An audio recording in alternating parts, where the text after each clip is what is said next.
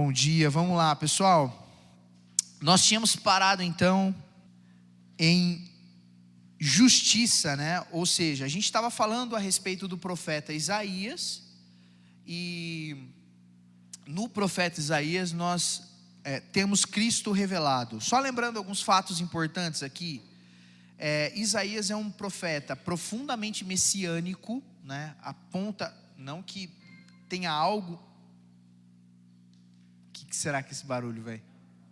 Não é? Tá. É que é barulho de computador dando errado. Eu falei, será que deu? Meu computador é cheio de travar na gravação. Nós chegamos a comentar então que Isaías é um profeta profundamente messiânico, a ponto de que ele é chamado de profeta evangélico, né? Ele aponta para Cristo de forma muito clara. Profecias, eu não sei se vocês lembram disso que eu mencionei, mas profecias e doutrinas importantíssimas para a fé cristã são embasadas e podem ser defendidas em Isaías. Vocês lembram o exemplo que eu dei? A respeito de Cristo ser 100% Deus e 100% homem. Quando nós lemos aquele texto, Ele é Deus forte, maravilhoso conselheiro, príncipe da paz. Vocês lembram disso? E eu mencionei que alguém e algumas seitas inclusive afirmam com muita veemência que Jesus, ele é um Deus, ele é o Filho de Deus, mas jamais Deus, um com Deus, né? Na defesa da Trindade. E aí eu disse que esse texto é um importante texto para nós defendermos a questão da Trindade, né? Isaías então dá base para uma série de defesas no Novo Testamento a respeito de doutrinas que nós temos como pilares da nossa fé. E aí nós mencionamos, eu não sei se vocês lembram também, que Isaías é um profeta que que profetizou para ajudar, essencialmente para ajudar, mas ele também tem profecias para o Reino do Norte e também tem profecias para outras nações, profecias quase que colaterais, né, por coisas que outras nações e que o próprio Reino do Norte fizeram, né, com Judá, acabam espirrando profecias também para outras nações e para o Reino do Norte, né, para Israel, mas ele profetizou essencialmente para Judá, e que o livro dele era dividido em duas partes, né? Parte que ele escreveu, os 39 primeiros capítulos que ele escreveu dando alertas para Judá, e depois, a partir do capítulo 40, profecias escatológicas, né? Que a gente viveria nos últimos tempos a partir de Cristo. Então, mensagem de esperança, de perdão, de conforto, apontando para Messias. Quando eu falo escatológico, eu falo não necessariamente no fim dos tempos, o dia do juízo, né? Não é exatamente no dia do juízo, mas escatológicas no sentido de apontarem para o fim dos tempos. A partir do momento em que Jesus veio, morreu, ressuscitou, a gente iniciou o tempo escatológico, né? A gente iniciou o tempo da espera, onde a gente sente junto com o mundo o período das dores, onde a gente estavam comentando agora há pouco, né, sobre isso, sobre aquele historiador lá, adventista, né, onde a gente está na expectativa da vinda de Cristo, né? Então são tempos escatológicos já, né? Ok, e aí nós estamos então agora no livro de Isaías apontando para Jesus em Isaías, né? Jesus sendo revelado em Isaías. E aí a gente trabalhou nos últimos dois subtópicos da sua apostila aí, o manso e o justo. Jesus era manso e Jesus era justo. E aí eu fiz, não sei se vocês lembram também, aquela relação entre bondade e severidade, né? Em tempos em que a bondade de Deus, o amor, ele é pregado de forma desequilibrada, como se Deus tivesse apenas essas duas coisas em seu caráter, como se Deus fosse só amor e não fosse também justiça, não fosse também ira. E aí eu mencionei para vocês que pregações a respeito de pecado são malquistas. Logo depois, nós tivemos a aula aqui domingo dia 17, foi isso? Domingo dia 17. Eu esqueci de mencionar isso, mas no dia 16 a gente recebeu aqui um amigo meu, o Lucas Wiesel, que é o líder reformado de jovens da igreja Amor Vivo, uma igreja em Santa Bárbara do Oeste, que está passando por uma fase de reforma. Eles estão se reformando por meio desse meu amigo, né? Ele descobriu a fé reformada e tem conseguido encaminhar a igreja nesse sentido. Glória a Deus, os pais dele entenderam, que estão à frente da igreja entenderam, compreenderam, e estão abraçando a fé reformada também, a ponto de que aqui no sábado ele oficializou, né? Nós somos uma igreja de vertente reformada. Falou que glória a Deus por isso, né? E ele mencionou aqui um antigo amigo e pastor dele, fez aula com esse cara, estudou teologia no passado com esse cara, e esse cara estava explicando para ele recentemente o porquê que ele não deve se arrepender. Não, esse negócio de arrependimento, de pregar para as pessoas arrependimento, é errado, cara. E uma pirueta teológica gigantesca, na verdade é hipergraça, né? É uma teologia que tem surgido aí nos últimos tempos, chamada hipergraça, né? Que visa destruir completamente as bases da fé cristã. Infelizmente é mais uma das heresias, e heresias só tem um objetivo, é destruir com a base, né? É enredar alguns, né? É transtornar alguns, como Paulo escreve para Tito, né? Desviando casas inteiras por um interesse que não é um interesse bíblico, não é aquilo que a Bíblia nos orienta.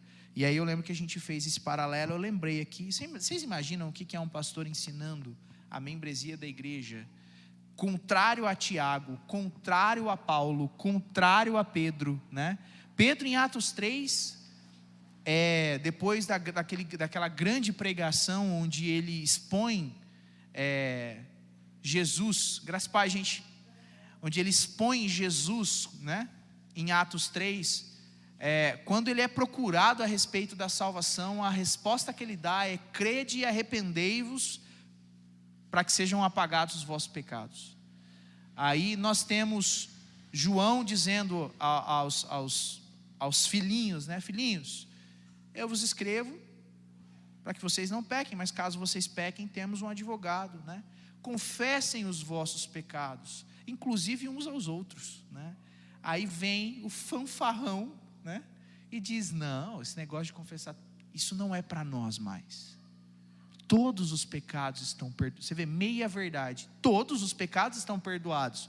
Agora, o fato de todos os pecados estarem perdoados não significa que nós não tenhamos que nos arrepender, que nós não tenhamos que concordar com Deus a respeito daquele nosso pecado, do cometimento daquele nosso pecado, porque o arrependimento é um fruto de uma verdadeira salvação. Aquele que comete pecado e não tem a capacidade de se arrepender dada pelo Espírito, dá evidências de que não é salvo, de que não tem o Espírito, porque afinal o Espírito milita com a nossa carne, o Espírito luta com a nossa carne. Se não há uma luta interna a respeito do pecado, então não há o Espírito. Loucura isso, né? E aí tem um fanfarrão endemoniado, né? Isso eu posso falar com tranquilidade. Um endemoniado de um pastor dizendo: não, esse negócio de arrependimento não é mais para nós. E é engraçado que assim, embasado em quê? Né? Ele diz isso embasado em quê?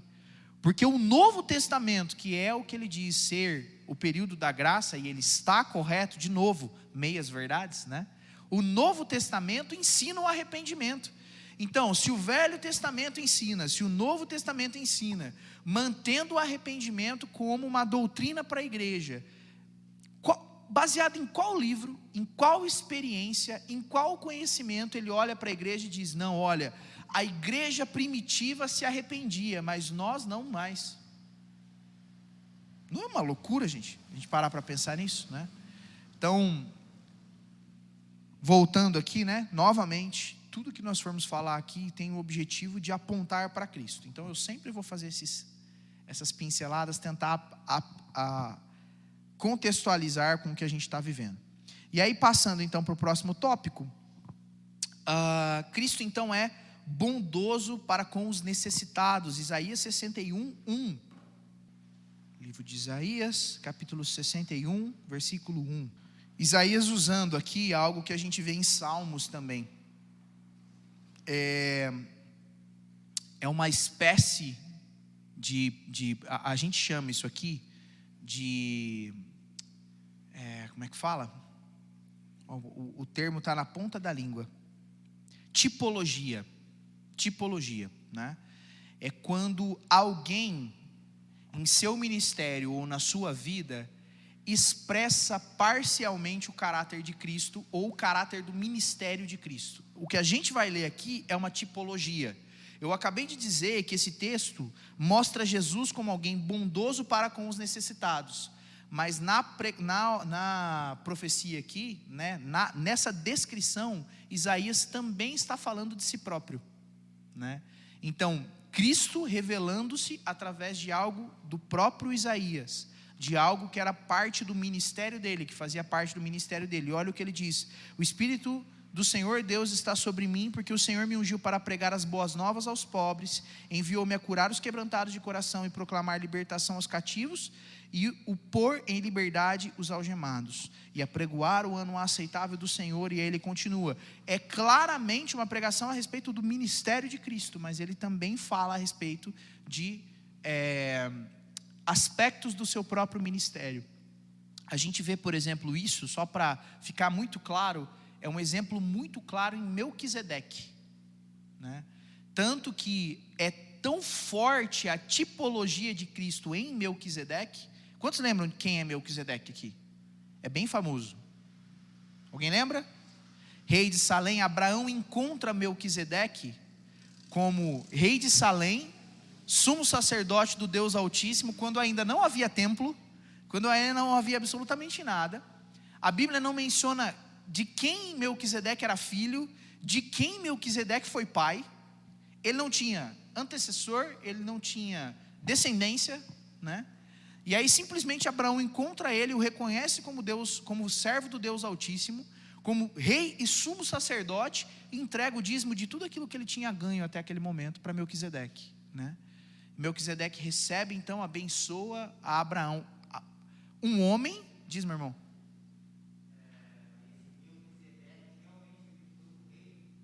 Rei de Salém, é como a Bíblia o descreve.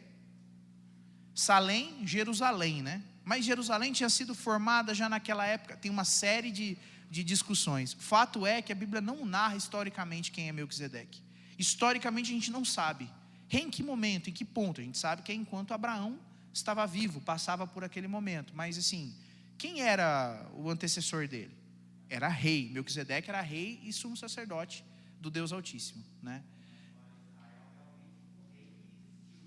Ainda não, porque não é a história de Israel ainda. Israel não tinha sido formado, a gente está falando de Abraão. Israel, propriamente dito, começa depois do exílio no Egito, da libertação do Egito, dos 40 anos de deserto, e aí do estabelecimento das 12 tribos de Israel, né? Das 11 mais 2 metades, né? Das 11 mais 2 metades, Efraim e Manassés, que eram os filhos de José. Então, não, tem a Bíblia, tem prova escrita, a Bíblia é a prova que ele existiu. A questão é, quem ele era? A Bíblia só relata isso: rei de Salém, sumo sacerdote do Deus Altíssimo, só. E Abraão encontra esse cara e entrega para ele o dízimo.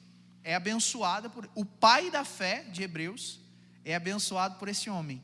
E aí em Hebreus, o autor aos Hebreus, é tão nítida a tipologia, é tão nítida a cristofania, né?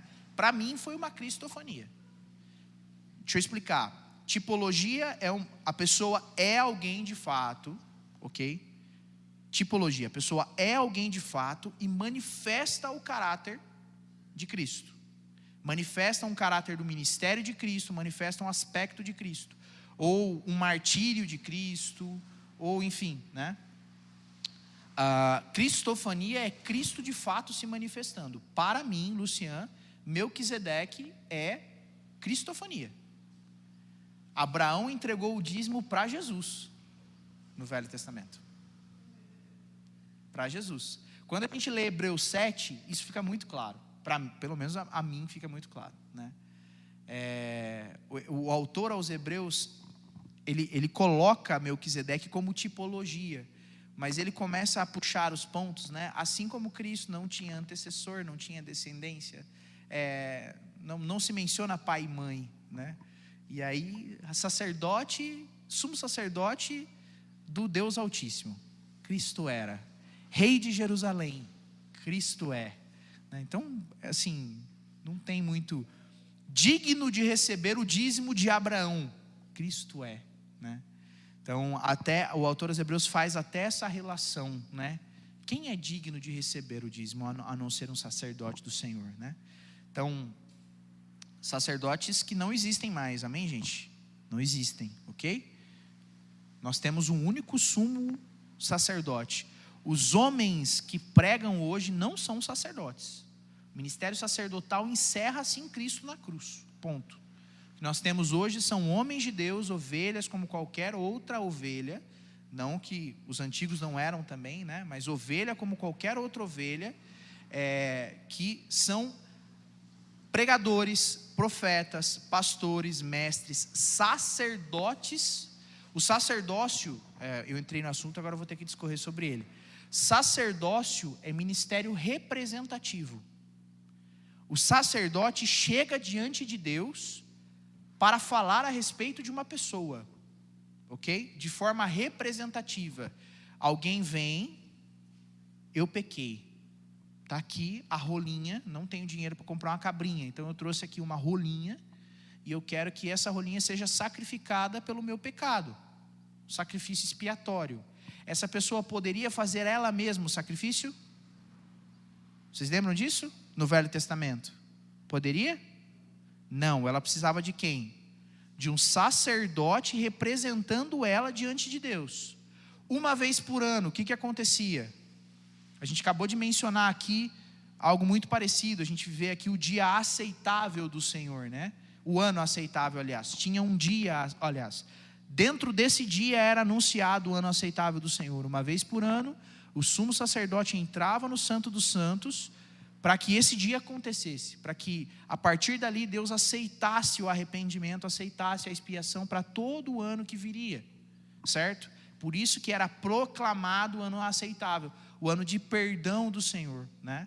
E para que isso acontecesse, o sumo sacerdote, representando todos os sacerdotes, representando todo o povo de Deus, entrava no Santo dos Santos como alguém que representava e realizava aquele sacrifício lá dentro, e realizava aquela expiação lá dentro, de maneira que o povo era representado naquele homem. Hoje isso existe? Não. Quem nos representa diante de Deus? O sumo sacerdote eterno, Cristo, que é representante de um pacto muito superior, que tornou o outro obsoleto. O nosso sumo sacerdote não morre, o nosso sumo sacerdote não precisa, à semelhança daqueles que eram do Velho Testamento, ser substituído, não há necessidade mais disso. Então o nosso sumo sacerdote, o único que nos representa diante de Deus, é Cristo. Eu acabei de mencionar o texto de João: filhinhos, eu vos escrevo para que não pequeis, mas caso alguém pecar, temos ao lado do Pai um advogado, Jesus Cristo justo. Isso é sumo sacerdote, ou sumo sacerdócio eterno, insubstituível, perfeito, né? Então nós não temos mais esse ministério representativo. Se você quer chegar diante de Deus para arrependimento de pecados, para fé, para oração, para lançar sobre Deus todas as suas ansiedades, você precisa de alguém para fazer isso? De Cristo. Perfeito, né? Então, humanamente falando, homens não são mais sacerdotes. Esse ministério acabou com o tabernáculo. A partir do momento que nós não precisamos mais do tabernáculo para fazer absolutamente nada, né? Nós não precisamos. Todos os ministérios relacionados ao tabernáculo acabaram e foram completamente terminados, finalizados em Cristo. O véu foi rasgado, as orações chegam ao Senhor, a propiciação chega diante do Senhor por meio de Cristo, o sacrifício expiatório de Cristo é suficiente, de maneira que o tabernáculo se transformou em algo completamente obsoleto. O tabernáculo era Cristo. O tabernáculo apontou para Cristo, porque o Senhor enviou o seu Filho e o seu Filho tabernaculou em nosso meio. Amém? Entenderam? Hoje, nós somos tabernáculo, né? Glória a Deus por isso. Ok, gente, então, bondoso para com os necessitados, irado para com os perversos. Opa, Isaías 43. Desculpa, Isaías 11:4, eu vi o versículo errado. Mas julgará com justiça os pobres e decidirá com equidade a favor dos mansos da terra. Castigará a terra com a vara da sua boca e com o sopro dos seus lábios matará o perverso. Castigará a terra com a sua vara, cajado, tá? Vara aqui é cajado. A gente pensa em vara para bater, né? No filho. Não é essa varinha não, tá? É cajado, tá? Castigará com sua vara, com o seu cajado, o mesmo cajado que sustenta o manso, né? A tua vara e o teu cajado me sustentam, né? Me mantém de pé. Então, o mesmo cajado, a mesma vara que sustenta o manso, é o que ele castiga as nações. Ou seja, o Deus é o mesmo, a mão é a mesma, né? E com o sopro dos seus lábios matará o perverso. Vamos ler também 63, do 1 ao 4. Quem é este que vem de Edom, de Bosra, vestido de roupas vermelhas, roupas vistosas, que vem marchando na plenitude da sua força? Sou eu, que falo com justiça, que sou poderoso para salvar. De novo, olha essa mesma análise. Acho que a gente pode chamar de dicotomia, né? Olha isso. Sou eu que falo com justiça, que sou poderoso para salvar, né? Justiça e salvação, condenação e misericórdia.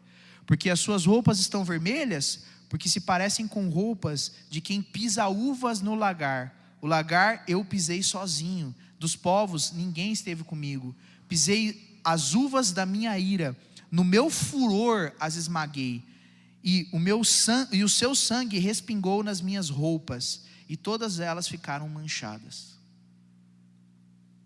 Vocês percebem o que ele faz, qual é a relação que ele faz com as uvas aqui? As roupas dele estão vermelhas. E aí alguém pergunta assim, né? O profeta aqui faz uma pergunta, já com a intenção de responder. É uma técnica de retórica isso, né? Paulo usava muito isso, né? Vós me dizeis, quem pode resistir então à vontade de Deus? Paulo fazia muito isso, né? Como se ele estivesse discutindo com alguém. O profeta usa esse mesmo artifício aqui. Vocês me perguntam, por que a roupa está vermelha? E a resposta é, eu pisei as nações, e o sangue delas espirrou na minha roupa. Loucura, né? Não é a única situação em que Isaías usa essa questão do vinho como um exemplo de furor, né? É bem pesado mesmo. Aí no versículo 4, porque o dia da vingança estava no meu coração, e o ano da redenção havia chegado. Redenção aos salvos, retirada definitiva dos salvos desse sistema, do Cronos, né? E a consequente vingança daqueles que não se converteram ao Senhor. Seguindo aí, anunciado por um precursor. Nossa, mas Isaías profetizou a respeito de quem viria antes de Cristo anunciar a Cristo? Pois bem, é isso mesmo. Capítulo 40. Gé, você enche um copinho d'água para mim, mano, por favor. Sempre peço para você, sempre esqueço de trazer antes, né? É para tornar a aula mais dinâmica para você, cara. Não ficar. Um só, cara. Só. Pode ser 2 também, você que sabe. Uma voz clama no deserto: preparem o caminho do Senhor. No ermo, façam uma estrada reta para o nosso Deus. Quem profetizava assim? João Batista, né? Quem veio com esse conteúdo de mensagem, com essa característica de mensagem, né? João Batista. Então, sim, Isaías profetizou a respeito do profeta que segundo o próprio Jesus é o maior nascido entre as mulheres, né? Maior nascido de mulher. Obrigado, meu irmão. Profetizou a respeito do profeta que profetizaria a vinda de Cristo, né? Então, João Batista está contido também no livro de Isaías, nas profecias de Isaías. Seguindo aí, pessoal, realizará muitos milagres. Isaías 35, do 4 ao 6. 35, do 4 ao 6. Digam aos desalentados de coração: sejam fortes, não tenham medo. Eis aí está o Deus de vocês. A vingança vem, a retribuição de Deus, Ele vem para salvar vocês. Então se abrirão os olhos dos cegos e se desimpedirão os ouvidos dos surdos, os coxos saltarão como as corças, a língua dos mudos cantará, pois águas arrebentarão do deserto e ribeiros no ermo. Uau! É incrível ler isso aqui com Cristo já revelado. É maravilhoso, né? Maravilhoso ler isso com Cristo revelado. Porque a gente tem o fato, e do fato a gente pega a profecia, né? Não tem como alguém... Não são profecias vazias. Não são profecias que a gente vê por aí nas igrejas, né? Alguém nessa semana vai ter uma virada na vida. Cara, o que é uma virada na vida? Pode ser qualquer coisa. Pode ser qualquer coisa. Numa igreja de 200 pessoas, de 100 pessoas, de 300 pessoas, qual é a chance de alguém ter uma notícia de virada de vida? É muito alta, porque a nossa vida está o tempo todo, né? Muda de emprego, recebe uma proposta de emprego, pede para casar com a namorada. Às vezes a profecia até provoca, né? Às vezes a profecia provoca, fala: rapaz, eu preciso mesmo dar uma virada na minha vida. Quem sabe não sou eu. E a dor aqui do lado. Gente, eu sinto dor aqui do lado uma vez por semana, eu não sei o que é até hoje. Entendeu? Fora o que induz, né? Fora o que induz, né? Você está com a dor muito forte. Numa igreja de 300 pessoas, quem que não está com a dor muito forte? Né? Pois é. Uma crise desgraçada, todo mundo perdendo emprego, né? Acontecendo um monte de coisa, um monte de tragédia, mercado financeiro complicado. Você está passando uma semana difícil, irmão. Essa semana você acordou. Deus está falando que tem uma pessoa aqui que essa semana acordou, olhou para as contas e não sabia como é que ia pagar. Né? Eu e mais quem? Eu e a torcida do Flamengo, né?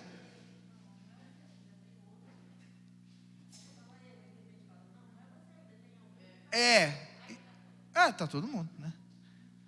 Então assim, são profecias vazias, né? E a gente tem outras profecias no mundo, Nostradamus, e não sei o que lá, e quantos profetas não surgiram por aí dizendo que tinham profecias, mas você percebe um vazio tão profundo na profecia. A profecia, ela tem alguns detalhes e ela acerta em poucos. Recentemente surgiram aí com a profecia a respeito do Covid, vocês lembram? Logo no começo da pandemia. Você lia o livro e você falava assim: porque vai surgir uma pandemia. Deve ter surgido umas 8 sei lá, nos últimos 1000 anos, que a gente sabe, né? Quanta pandemia não existiu de lá para cá, né? A gente olhando para o Covid e falando: pronto, né? É o fim dos tempos. Quem viveu a peste negra, quem conseguiu viver a peste negra e ainda está vivo para contar, fala: para, velho. Quem viveu a peste negra, você vai falar para mim de, né? Eu nem sei se é possível que alguém, precisa fazer as contas, se é possível que alguém esteja vivo tendo vivido a peste negra. Acho que não. A peste negra foi em... Não lembro. Não, então não tem como. Então não tem como. Né? Mas se fosse possível conversar com alguém que viveu a peste negra, a gripe espanhola mesmo, enfim. Então, para com isso aí. Então a gente vê umas profecias muito vazias, né? E quando a gente tem o fato acontecido, que é aquilo que Jesus fez nos evangelhos, e a gente olha para uma profecia tão precisa, mas tão precisa como essa, 730 anos antes da vinda de Cristo, precisa, mas na pinta, no detalhe, ele desenhou o que ia acontecer, né? Então isso mostra cada vez mais para a gente a veracidade da palavra de Deus, né? A gente pode confiar de fato na palavra de Deus. Seguindo aí, seria desprezado e desacreditado. Isaías 53, 1. Texto bastante conhecido, né?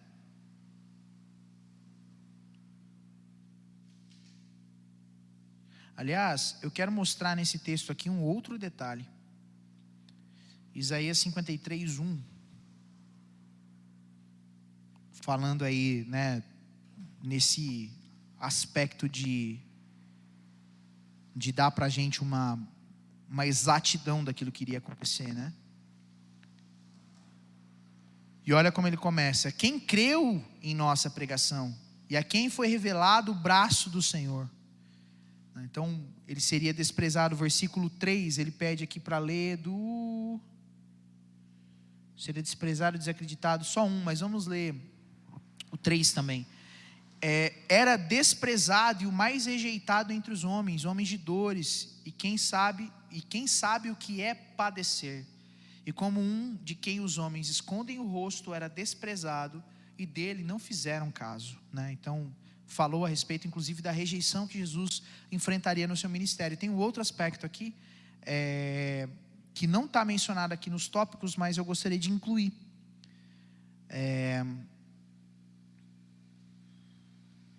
Deixa eu achar aqui.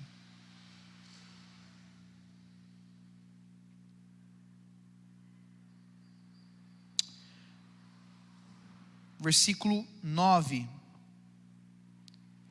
Designaram-lhe a sepultura com os ímpios. A sepultura, como Jesus, enquanto prisioneiro, crucificado, seria enterrado.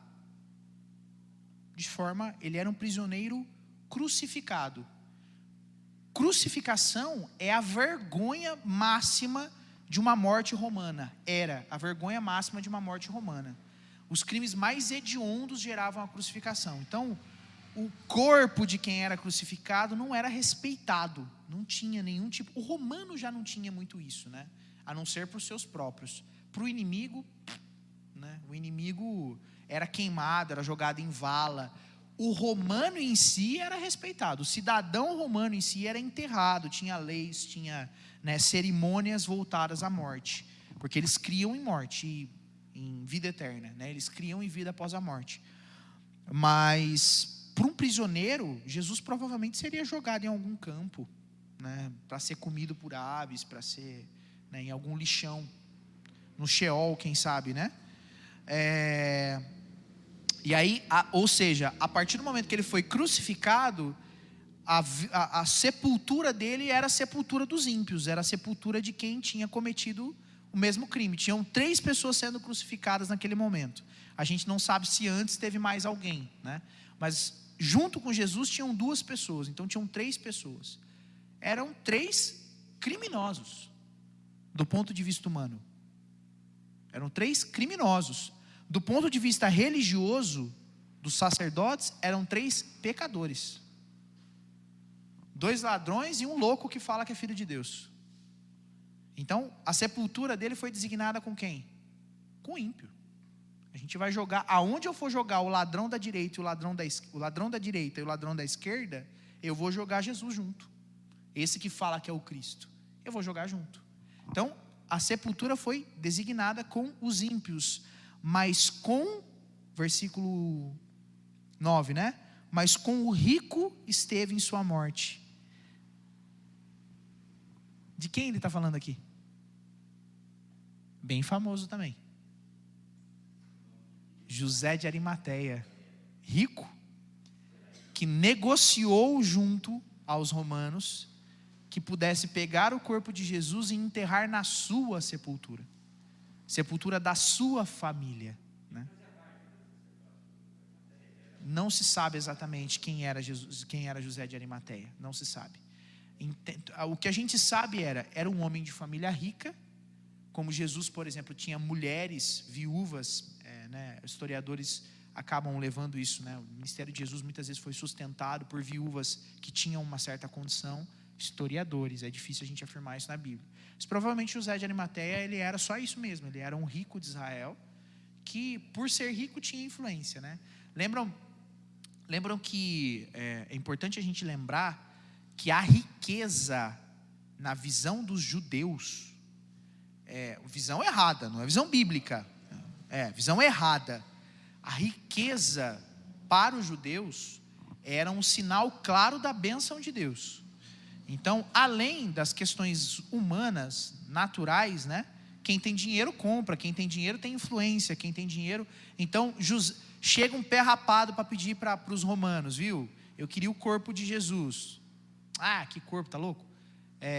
Pedro, imagina Pedro, João, Maria chegando para pedir o corpo de Jesus. Ia ser rejeitado. Mas José de Arimateia era rico, era homem influente, né? Pelo simples fato de ser rico. A gente não sabe se ele era político, se ele era envolvido com alguma questão religiosa, mas ele era rico e, né, dinheiro resolve umas paradas aí. E aí, ele consegue. Então, olha o detalhamento da profecia de Isaías a respeito de Jesus, né? Ele tinha sido designado com os pobres, mas ele esteve na sua morte com o rico. Cara, assim, como é que nega? Como é que nega? E quando você lê a narrativa bíblica, as coisas foram acontecendo, né? É humanamente impossível que alguém tenha armado isso. É humanamente impossível. Não tem como. Não tem como. Dá tudo errado. Você acha que historicamente vai dar certo? Não, vamos pensar naquilo que Isaías profetizou e vamos tentar replicar todas as profecias de Isaías. Eles poderiam controlar entre eles algumas coisas, mas controlar o que os sacerdotes fariam? Não tem como. Controlar o que Roma faria? Não tem como. Controlar como os soldados romanos, que Isaías dá detalhes aqui, como os soldados romanos iriam tratar Jesus antes da crucificação? Não tem como, né? Não tem. Mas e se isso tudo for mentira? E se a história de Jesus tiver sido inventada? Jesus só foi um cara bom, como dizem por aí, né? Jesus só foi um cara bom, um profeta, alguém que era comunista, né? Que queria igualdade social, que queria tal, e aí pegaram ele, transformaram ele num ídolo, né? E começaram a pincelar aspectos das profecias a respeito desse Cristo que o Velho Testamento falava, e forçaram ali a história de Jesus para encaixar nas profecias veto-testamentárias. E se tiver acontecido isso, né? Tem essa possibilidade? Humanamente falando, sim. Humanamente falando, sim. Quantos filmes nós não temos adaptados aí de histórias, né? Filmes com finais assim surpreendentes que você fala, cara, como assim, né? Esses tempos atrás eu assisti um filme, mas esses tempos mesmo, faz uns 6 anos, né? Drácula 2000, deve ser dos anos 2000, para ter esse nome deve ser, né? Drácula 2000, o filme chama. E é um filme que fala de Drácula e tal, da história dele. E é interessante que esse filme, ele começa a dar algumas explicações, porque a gente sabe o seguinte, que vampiros, né? Vocês sabem que vampiros existem, né, gente? Não, brincadeira. Tem um louco por aí dizendo que existe. Daniel Mastral fala que existe vampiro, lobisomem. E tem gente acreditando, tem gente que chama ele para pregar, né? Então, às vezes o louco é a gente que não acredita, né? Vai saber. Ele explica, a gente sabe, por exemplo, que na história, na cultura pop, Drácula tem medo de alho, né? Tem alergia a alho, você espirra alho nele, você põe alho na porta da casa, ele não entra. Ele tem medo de prata é uma das poucas coisas que podem matar ele, e não sei o que lá, e não sei o que, ele tem medo da cruz, e ele vai explicando a luz do dia, papapá. E esse filme vai contando a história do Drácula e vai dando alguns insights, assim, vai passando, como é que chama aquilo quando tem um pequeno filme dentro do filme? Flashback. Sabe flashback, né? Vai dando flashbacks para contar a história. E aí tem uma cena dele entrando numa casa assim, com 12, 13 pessoas assim, e ele entra na casa assim e tem um Como é que chama aqueles cordões de alho? Tem um nome isso. É um raminho, né? Enfim, né? Tem um cordãozinho de alho assim. Aí com a cabecinha dos alhos. Aí mais para frente vai mostrando, não sei o que lá, e de repente aí tem uma outra cena, um outro flashback que ele tem, como se fosse um sonho dele jogando uma bolsinha de moedas assim e caindo as moedas de prata assim. Quer dizer, eles fizeram tudo no filme para dizer no fim do filme que Drácula era na verdade Judas Iscariotes, né? É muito legal, é bacana, é uma baita explicação para a história do Drácula. Nada a ver assim com, né? Mas assim, foi muito inteligente, porque eles começam a dar significado para tudo aquilo que Drácula tem medo. Drácula tem medo da cruz porque não é porque a cruz representa Deus de alguma coisa, não, ele tem problema com a cruz porque a cruz foi o resultado da traição dele. Ele não suporta a prata porque ele vendeu Jesus por 30 moedas de prata. E ele vai dando esse tipo de explicação. Por que eu estou dizendo tudo isso? Porque humanamente falando, seria muito fácil encaixar Jesus nas profecias. Um bom historiador, alguém que é bom em criar história, ia começar a contar a história de Jesus de um jeito que, olha, tem esse aspecto aqui da profecia de Isaías, tem que pôr que Jesus fez isso, para a gente poder encaixar isso né? Mas pastor, por que você está falando isso? Você está querendo desacreditar a gente da Bíblia? Né? Por que você está dando esse indício? Porque seria possível. Só tem um detalhe. Se alguém chamar o cara que escreveu esse filme do Drácula, botar uma espada no pescoço dele e falar assim, é o seguinte, nega a tua história, desmente tudo que você contou a respeito de Drácula, senão você morre. Ele vai desmentir. Ele vai desmentir, porque ele sabe que é uma mentira, né? Então, você tem duas opções a respeito daqueles que narraram a história de Jesus. Duas opções. Uma delas é que eles são absolutamente malucos. Nada do que eles estão dizendo aconteceu, e eles estão loucos, é uma histeria coletiva. Um mais maluco que o outro falando que aconteceu aquele tipo de coisa. E a outra opção possível seria que eles estivessem mentindo. Mas essa opção a gente encerra com esse argumento, a gente erradica com esse argumento. Você pode dizer que Paulo era maluco. Você pode dizer que Pedro era maluco. Pedro, você está louco, nada do que você está falando aconteceu. Jesus não curou do jeito que você está falando. João, você escreveu aí que Jesus fez um monte de milagres que não caberiam nos livros que seriam escritos. Você está maluco, isso não aconteceu, você é doido. Você poderia chamar o cara de doido, mas você não poderia chamar o cara de mentiroso. Porque eles eram testemunhas oculares, a espada foi posta no pescoço dele e foi dito, nega o que vocês estão falando. Eu não vou negar porque aconteceu. Não tem como eu negar a verdade. Então você pode duvidar da insanidade dos apóstolos. Era um bando de maluco. Mas você não pode duvidar da sinceridade dos apóstolos. A morte foi oferecida a eles para que eles negassem, e eles aceitaram a morte. Certo? Então, duas formas de nós claramente argumentarmos com um ateu, por exemplo, que traz para a gente uma situação, mas cara, você acredita na Bíblia? Acredito. Mas cara, a Bíblia foi escrita por homens. É verdade, você tem razão. Mas o que garante que eles não estavam mentindo? Duas coisas. Primeiro, a Bíblia é muito coesa entre si. Coisas que foram escritas 730, 1000, 2000 anos antes de acontecer, aconteceram no detalhe, do jeitinho que tinha dito que ia acontecer. Segundo, as testemunhas que escreveram a Bíblia foram expostas à morte e não negaram o que escreveram. Então, eles poderiam ser loucos igual eu. Você é maluco de acreditar na Bíblia? Pois bem, eu acredito no que foi escrito, e aqueles que escreveram acreditaram naquilo que eles tinham vivido. Você pode chamar a gente de maluco, não tem problema. Você só não pode chamar a gente de sincero, de mentiroso. Você só não pode chamar a gente de fingido. Morreram para manter a história. Ninguém morre para manter a história se acredita que a história não é verdade. Ninguém morre.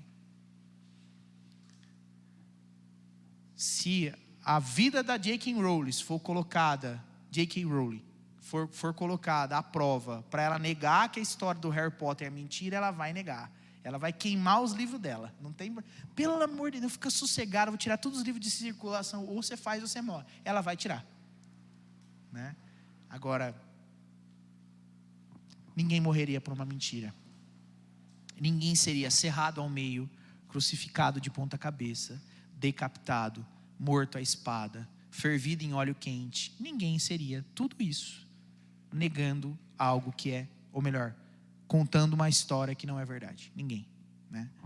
Então, maravilhoso isso aqui, né? Seguindo aí, pessoal. Eu preciso voltar que o professor Marcelo vai matar eu, cara. Bom, vamos lá, irmãos. Para aqueles que forem nos acompanhar aí, nós estamos com problemas na nossa câmera, mas o áudio está captando normal. Então, provavelmente o vídeo vai subir e vai ser só... Vou até sugerir para que o Jojo suba isso com uma capa, né? Sobe com uma capa e fica só o áudio. Vamos lá, gente. Então, nós estávamos em desprezado, desacreditado, certo? Seria moído pelas nossas iniquidades. Isaías 53, do 5 ao 6. A gente estava ali lendo um pouco antes, pouco depois, aliás, no 9, né? 5 ao 6. Mas ele foi transpassado por causa das vossas transgressões e esmagado por causa das vossas iniquidades. Das nossas, desculpa. O castigo que nos traz a paz estava sobre ele, e pelas suas feridas fomos sarados. Todos nós andávamos desgarrados como ovelhas, cada um se desviava pelo seu próprio caminho. Mas o Senhor fez cair sobre ele a iniquidade a de todos nós. É até o 6, né? A iniquidade, então, mas o Senhor fez cair sobre ele a iniquidade de todos nós. Ok, né? Acho que a gente já discorreu bastante sobre esse aspecto substitutivo, e a gente tem substitutivo do sacrifício de Cristo, né? E a gente tem um módulo todo sobre isso, né? Que é o módulo salvação pela graça, módulo salvação, aliás. E aí a gente discute um pouco mais sobre essa questão. Vou seguir aqui, porque senão eu não termino Isaías hoje, misericórdia. Vamos lá. Venceria a morte, Isaías 25:8. Tragará a morte para sempre, e assim o Senhor Deus enxugará as lágrimas de todos os rostos e tirará de toda a terra o vexame do seu povo, porque o Senhor falou. Tragará a morte para sempre. Jesus vai matar a morte, né? Tem até um livro, se eu não me engano, é do Lloyd Jones, A Morte da Morte na Morte da Cruz. A morte da morte na morte da cruz. Se eu não me engano, é isso o livro. Mas é isso, foi o que aconteceu na cruz. Na cruz, a morte da morte aconteceu, né? Glória a Deus por isso. Esmagaria os inimigos na sua segunda vinda. Isaías 34, 2 ao 9. Isaías 34, do 2 ao 9. Porque a indignação do Senhor está contra todas as nações, e o seu furor está contra todo o exército delas.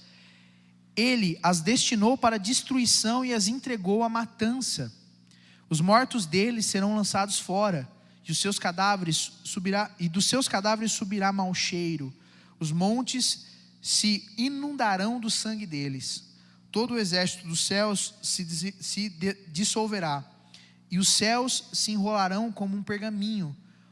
Todo o exército dos céus cairá, como cai a folha da videira e a folha da figueira, porque a minha espada se embriagou nos céus. Eis que, para exercer juízo, ela desce sobre Edom e sobre o povo que destinei para a destruição. É até o 6, 9, né? 6. A espada do Senhor está cheia de sangue, engrossada da gordura e do sangue de cordeiros e de bodes, da gordura dos rins de carneiros, porque o Senhor fará um sacrifício em Bozrá e grande matança na terra de Edom. Os bois selvagens cairão com eles, e os novilhos com os touros. A terra deles ficará embriagada de sangue, e o pó ficará encharcado de gordura. Porque esse será o dia da vingança do Senhor, o ano de retribuições pela causa de Sião. Os ribeiros de Edom se transformarão em piche, e o seu pó em enxofre, e a terra se tornará em piche ardente. Jesus. Isaías 63, do 1 ao 6. A gente já leu esse texto, mas a gente vai ler ele completo agora, né? Do 1 ao 6. A gente leu do 1 ao 4. Vamos lá. Quem é o que vem de Edom, de Bozrá? vestido de roupas vermelhas, roupas vistosas, que vem marchando na plenitude da sua força. Sou eu que falo com justiça, que sou poderoso para salvar. Porque as suas roupas estão vermelhas, porque se parecem com as roupas de quem pisa uvas no lagar. O lagar eu pisei sozinho, dos povos ninguém esteve comigo. Pisei as uvas da minha ira, no meu furor as esmaguei, e o sangue respingou nas minhas roupas, e todas elas ficaram manchadas. Porque o dia da vingança estava no meu coração, e o ano da redenção havia chegado. Olhei e não havia quem me ajudasse, fiquei admirado por não haver quem me apoiasse. Por isso o meu próprio braço me trouxe a salvação, e o meu furor foi o meu apoio. Na minha ira pisei os povos, no meu furor embriaguei-os, derramando o seu sangue no chão. Engraçado como ele traz para si. Eu quero só mencionar isso, né? Eu vou pregar sobre isso hoje à noite. A salvação, solos Christus, né? A suficiência de Cristo na salvação e a suficiência de Cristo na vida do crente de maneira geral. E olha, na comemoração dos 504 anos da Reforma Protestante, né? A gente está comemorando isso agora no dia 31 de outubro. E a igreja está fazendo uma sequência de pregações a respeito dos 5 solas da Reforma Protestante. Um deles, e o que eu fiquei responsável, é o Solos Christus, que significa somente a Cristo, né? Como alguém que é suficiente na salvação. E olha aqui, no versículo 5, olhei e não havia quem me ajudasse. Quem ajudou a Jesus na salvação, né? Quem ajudou a Cristo? Quem ajuda ao Pai na salvação? Fiquei admirado por não haver quem me apoiasse.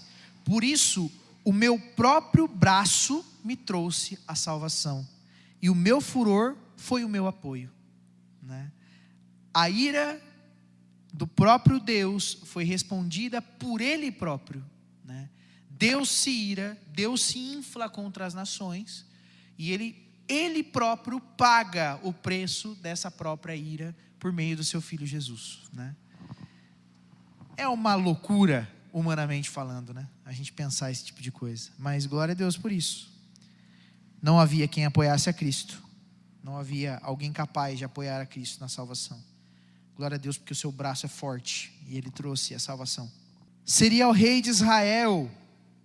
Isaías 44:6. Assim diz o Senhor, o rei e redentor de Israel, o Senhor dos exércitos: eu sou o primeiro e eu sou o último, e além de mim não há Deus. Rei e redentor de Israel, né? E muitas outras coisas que falam, que apontam para Cristo, como alguns exemplos até mesmo que eu dei aqui, que não estavam na apostila, né? Isaías 53 inteirinho é o ministério de Cristo. Então você pode ler uma série de coisas em Isaías depois e ir descobrindo, à medida que você vai lendo, todas esses apontamentos para o Senhor Jesus, né? Aí nós viramos a página aí, na página 5, deixa eu ver em que momento que nós estamos aqui. Agora a gente vai um pouquinho mais rápido. Isaías realmente leva um pouco mais de tempo. Nós temos mais alguns profetas aqui para trabalharmos. Tem bastante apostila ainda, mas vamos lá. Miqueias foi um profeta menor. O seu nome significa quem é semelhante a Jeová. Natural de Moresete, nas proximidades de Gate, chamado de Morastita, né? Uma aldeia distante 32 quilômetros aproximadamente do sudoeste de Jerusalém, né? Aproximadamente 32 quilômetros de Jerusalém. Contemporâneo de Isaías e de Oséias. Enquanto Isaías profetizou em cidades, Miqueias profetizou nos campos. Olha que maravilhoso, né? Ele era contemporâneo de Isaías, né? Ele realmente viveu junto com Isaías. Provavelmente conheceu Isaías enquanto profeta. Mas enquanto Isaías profetizava dentro da cidade, ele era um rapaz mais de cidade, né? Miqueias era um cara mais do campo. Então ele profetizava nos campos. Ele levou a mensagem aos campos, né? A mensagem foi dirigida principalmente a Judá. Lembrando que nós estamos falando aqui de profetas que profetizaram para Judá. mas também tinha algo a dizer a respeito do reino do norte. Ele também, à semelhança de Isaías, tinha algumas pequenas profecias, alguns pequenos trechos da profecia destinados ao povo do norte, a Israel, né? Tema do livro: perdão e o juízo de Deus. Vamos comparar essa mensagem do tema do livro de perdão e juízo de Deus com Romanos 11, 22, que é um bloco das escritas de Paulo que dá um trabalho lascado para fazer exegese, né? Principalmente para quem decide resistir a uma verdade bíblica muito clara nesses textos.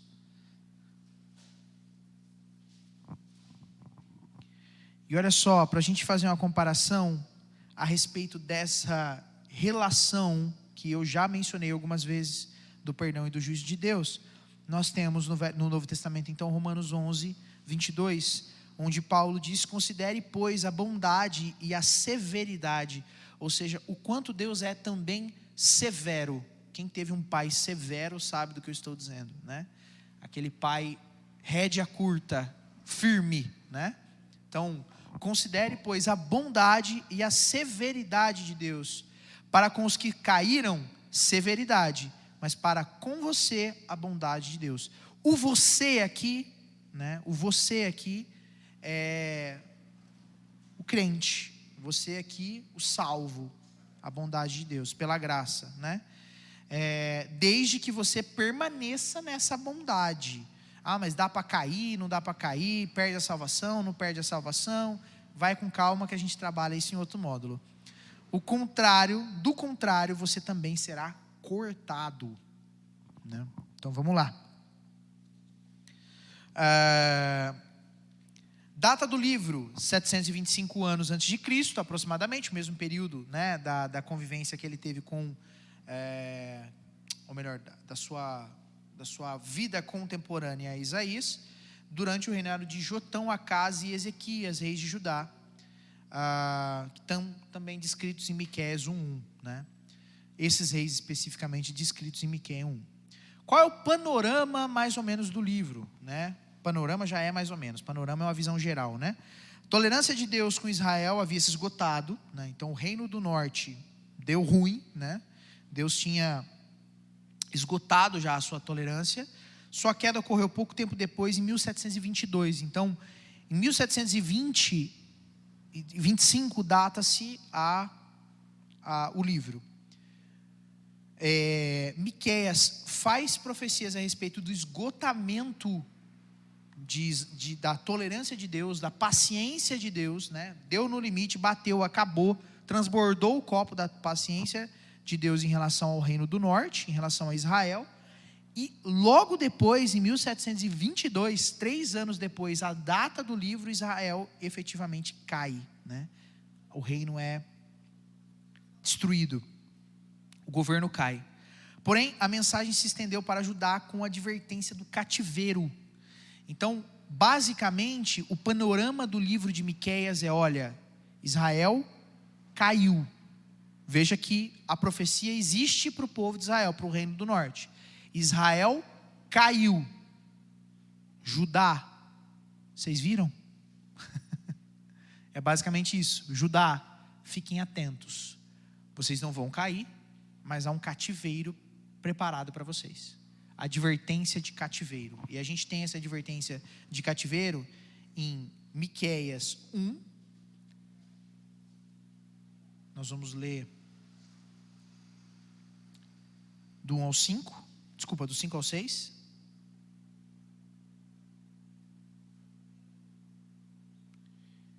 Miqueias 1, 5 e 6. E depois no mesmo texto, no mesmo trecho, aliás, nós vamos ler 6 e 3, 12. É isso? 6 e 3?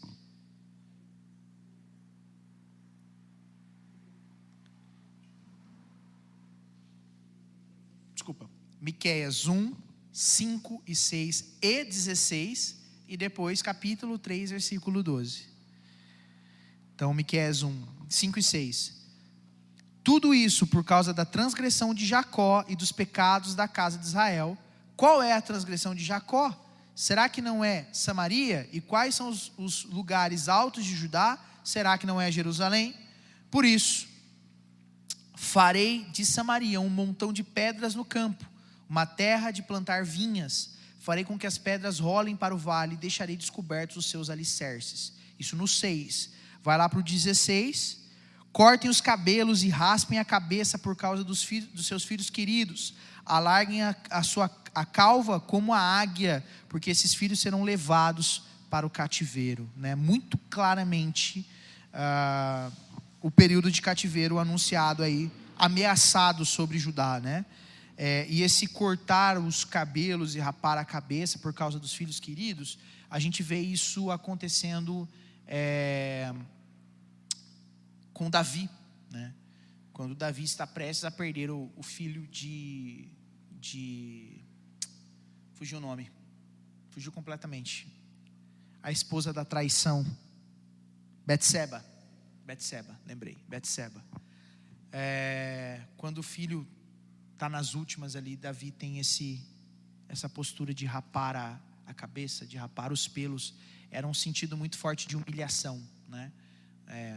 Era uma postura veto-testamentária. Isso, cingir-se de pano de saco e colocar cinza sobre a cabeça também fazia parte da cultura da época. Eu não sei se vocês assistiram aquele filme 300, muito antigo. Tem um dos generais lá do Leônidas que vai para a guerra, ele perde um filho na batalha, né?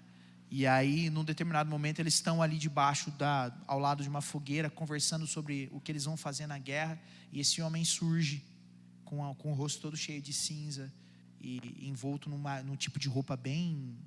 É um sentido de humilhação, uma espécie de um luto unido a uma humilhação diante de Deus. Então era comum a gente ver esse tipo de coisa, né? E aí, na linguagem profética, há muito dessa cultura da época, né?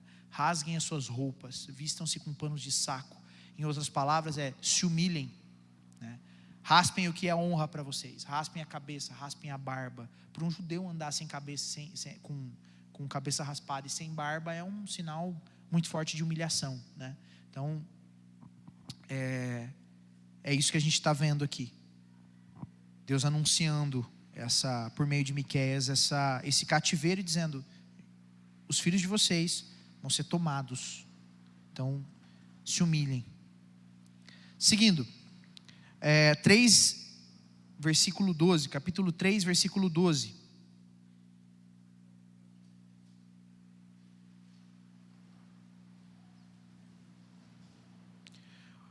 Portanto, por causa de vocês, Sião será lavrada como um campo, e Jerusalém se tornará um montão de ruínas, e o monte do templo numa colina coberta de mato, por conta dos pecados do povo, né? Falando aí a respeito do exílio, do cativeiro. Seguindo, o povo, os líderes, os profetas estavam vivendo em pecado, né? Essa era a realidade em que se vivia em Miqueias aqui.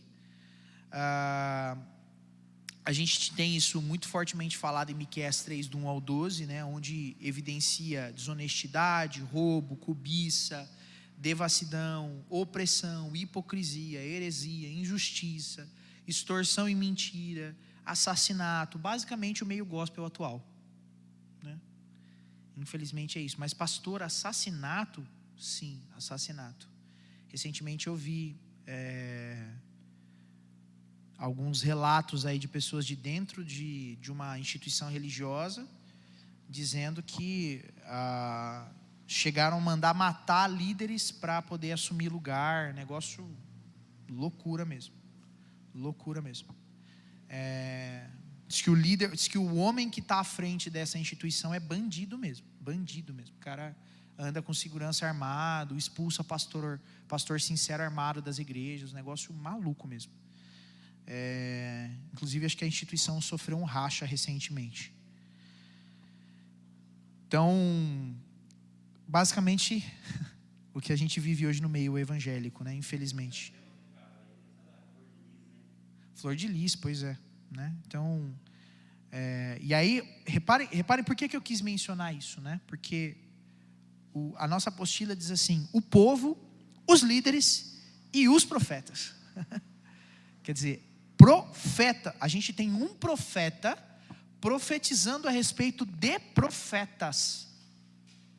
Quer dizer, a perdição ali, a devassidão, o nível de pecado no meio do povo era um negócio sem precedentes, né? Era um negócio altíssimo assim mesmo, a ponto de que os profetas que deveriam estar profetizando contra aqueles pecados estavam envolvidos neles, né? Muito próximo do que a gente vive hoje, né? O livro conta então com uma orientação ao arrependimento e uma vida com Deus, né? A gente vai ler lá Miqueias 6:8. Vamos ler rapidinho lá qual é a orientação de Deus, né? Miqueias 6:8.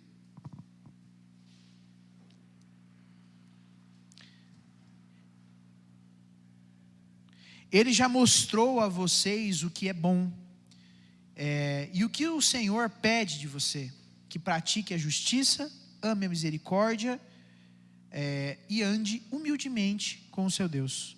Você vê que não são sacrifícios, não são, né? O que o Senhor pede, Ele já mostrou a vocês o que é bom, vocês sabem o que deve ser feito, né? E o que o Senhor pede de vocês, tanto no sentido de mostrar o que é bom, o que deve ser feito, quanto no sentido de mostrar o Deus bom que o Senhor é, né? Então, a gente leu isso, uma profecia muito parecida com essa, se eu não me engano, deixa eu voltar aqui na apostila, se eu não me engano, a respeito de Joel, né? Quando a gente leu a respeito de Deus tirar as cercas, vocês lembram dessa profecia? De Deus tirar as cercas e deixar o gado invadir, né? Que dizia a respeito, na verdade, ao Senhor tirar a sua proteção de Judá e de Israel, a ponto de deixar os inimigos invadirem, né? Tem um sentido muito parecido aqui. Diante de todas as coisas boas, diante de toda a manutenção, diante de tudo aquilo que eu fiz para vocês, né? Diante do Deus que eu sou, do Pai que eu sou, do supridor que eu sou, a lavoura de vocês é verde, a chuva de vocês não falta, o alimento não falta, a proteção contra inimigos não falta, vocês são pequenos, vocês são os menores de onde vocês estão inseridos, e ainda assim as nações maiores, mais poderosas, não conseguem destruir vocês. Eu já mostrei a vocês tudo que é bom, tudo que eu faço enquanto Deus a vocês. O que eu peço? Pratiquem a justiça. O que eu peço? Ame a misericórdia e andem humildemente diante do Senhor. É isso que eu peço. Essa é a orientação do Senhor, né, para esse povo. Voltando aí na sua apostila. Aí nós vamos ler a esperança de restauração no Messias, né? Então é também um tema. Miqueias 2. É o desfecho aí do livro, Miqueias 2, do 12 ao 13.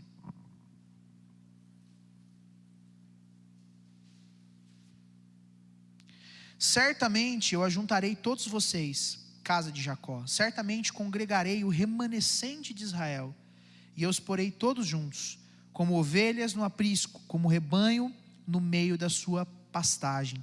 Farão muito barulho por causa da multidão de pessoas. Diante deles virá o que abre o caminho, eles abrirão caminho, entrarão pela porta e sairão por ele, e o seu rei irá diante deles. Sim, o Senhor irá à frente deles. Diante dele virá o que abre o caminho. Alguém lembra de alguma coisa?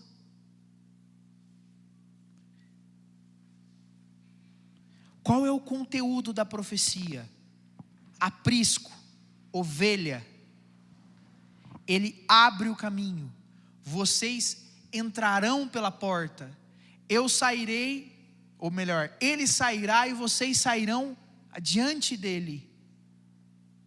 Lembram de Lucas 15? As minhas ovelhas ouvem a minha voz. O mercenário não age assim. O lobo vem e ele foge. Eu sou o que entra pela porta. Eu chamo as minhas ovelhas. Eu estou fazendo um concatenado aqui de frases desses trechos, para que vocês façam a ligação. Eu chamo as minhas ovelhas e elas ouvem a minha voz, né? Então, repare que muito claramente, Jesus, enquanto está falando a respeito dele ser o bom pastor, está pescando aqui, está fazendo referência, como Jesus fazia sempre, usando a lei e os profetas para fazer referência de si próprio, né? Então, a base daquilo que Jesus diz a respeito dele ser o bom pastor, dele ajuntar todos em um aprisco, dele chamar as ovelhas, dele não ser como mercenário, dele entrar pela porta, dele abrir o caminho, dele ser o caminho, né? Todos estão baseados aqui no que Miqueias está falando, no Miqueias e outros profetas, é claro, né? 5 do 2 ao 7, 2 e 7, aliás, né? Capítulo 5, versículo 2, a gente vai lá para o 7 depois.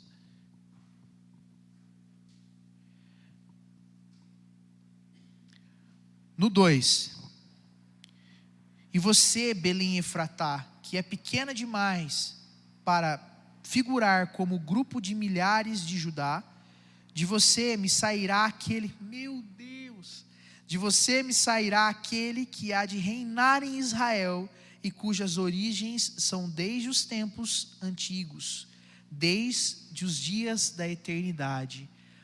Mas até onde Jesus nasceria? Até a cidade de origem de Jesus? Sim, até a cidade de origem dos pais de Jesus. E você, Belém Efratá, que é pequena demais para figurar como grupo de milhares de Judá, de você sairá aquele que há de reinar em Israel. Glória a Deus.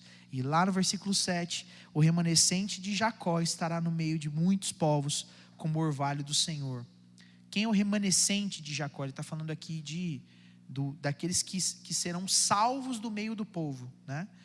Estarão no meio de muitos povos, como o orvalho do Senhor, como chuvisco sobre a relva, que não espera pelo homem, nem depende dos filhos dos homens.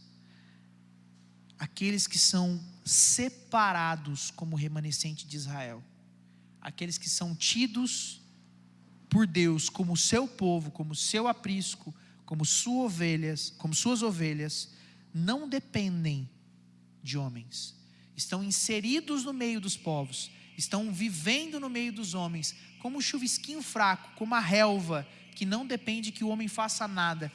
O que o homem precisa fazer para que de manhã tenha orvalho nas plantas? O que o homem pode fazer para alterar isso? Vocês já viram o orvalho? Alguém aqui já teve a oportunidade de amanhecer e de sentir o orvalho, né? Eu morei em sítio uma época, é uma delícia. É muito legal, você passa a mão assim no capinzinho, está molhado e não choveu. Você fala, ué, né? O que a gente faz para impedir isso? O que a gente faz para isso acontecer? Absolutamente nada, né? A gente não faz nada.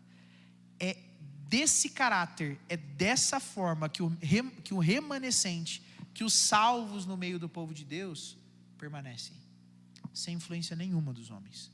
Não tem a ver com o curso da história, não tem a ver com quem faz ou deixa de fazer, tem a ver com Deus decidir, tem a ver com Deus fazer, tem a ver com Deus com seu braço forte, como Isaías profetizou, trazer sozinho a salvação ao seu povo. Certo? E aí, 18 a 20. Aí no mesmo capítulo 2, do 18 ao 20. Não, peraí. Capítulo 7, né? Capítulo 7. Tá certo aqui. Na verdade eu li o versículo 7 errado, mas é maravilhoso, porque serviu perfeitamente. Eu li o versículo 7 do 5 errado, mas foi bom.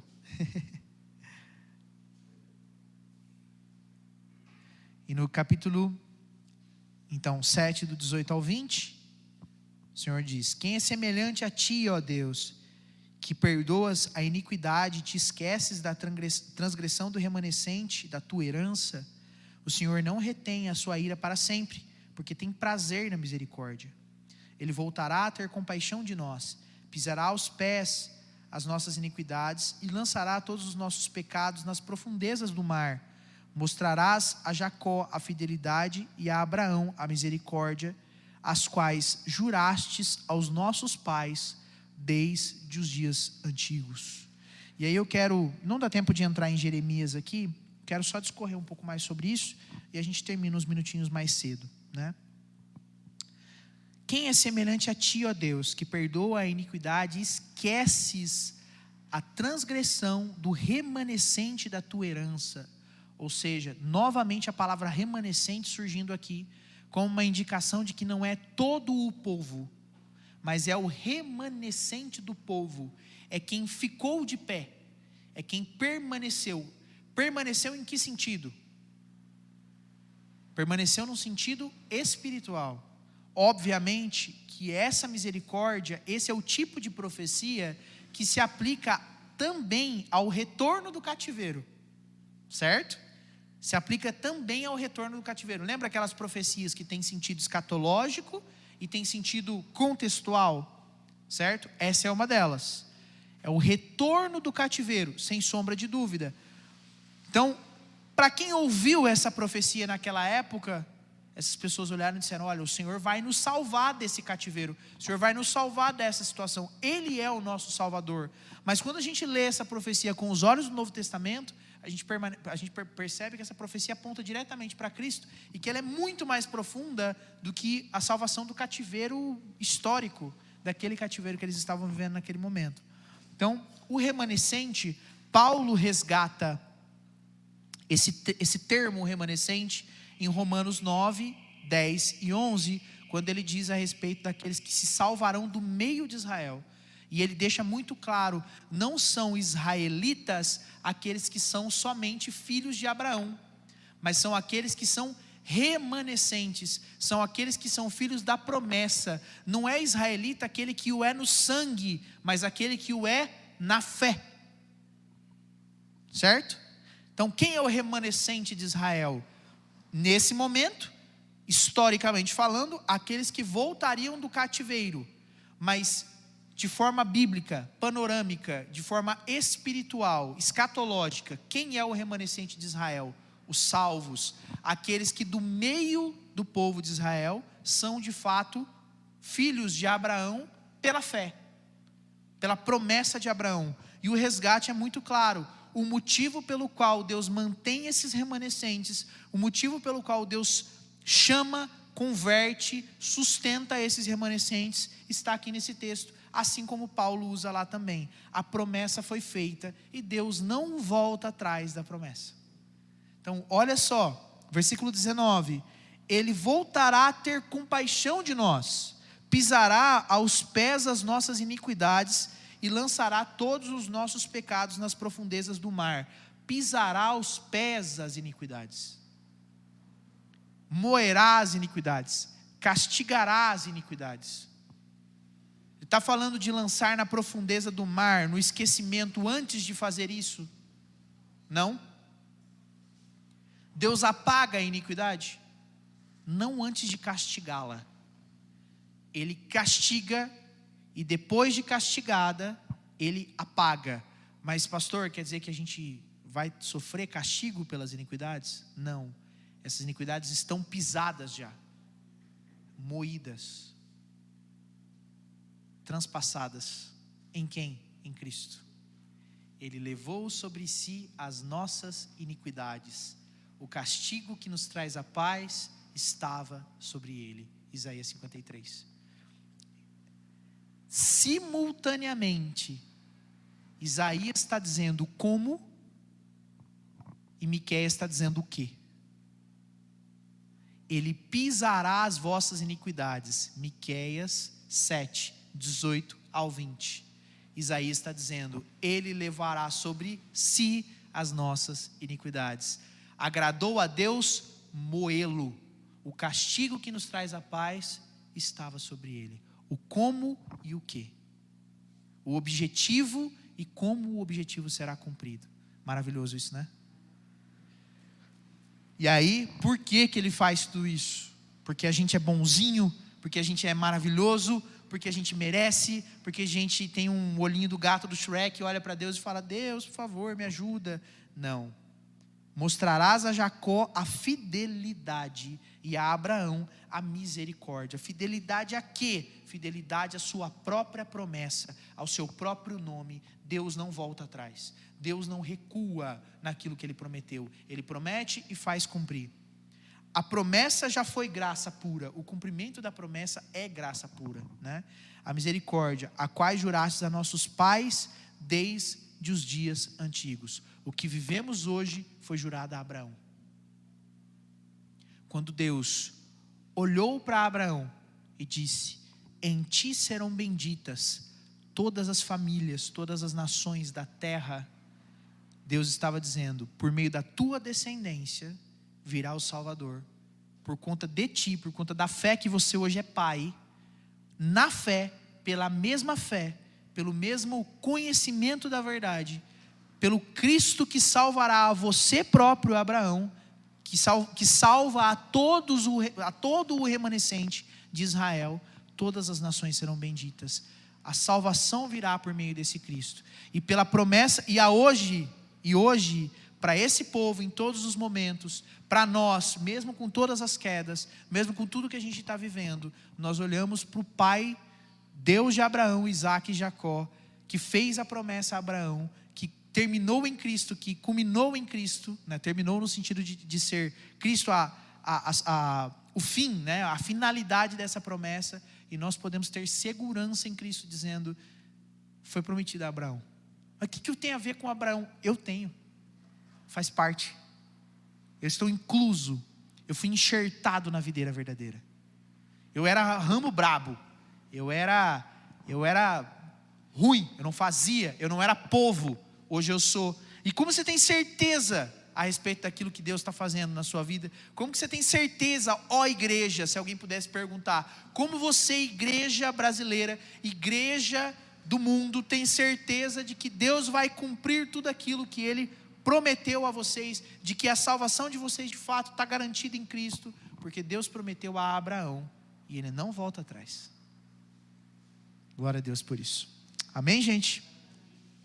Terminamos mais uma aula. Na aula que vem, a gente inicia Jeremias, e eu quero caminhar bastante com vocês, para ver se a gente faz só mais 2 aulas. Essa que a gente vai fazer, e mais uma no próximo final de semana. Certo?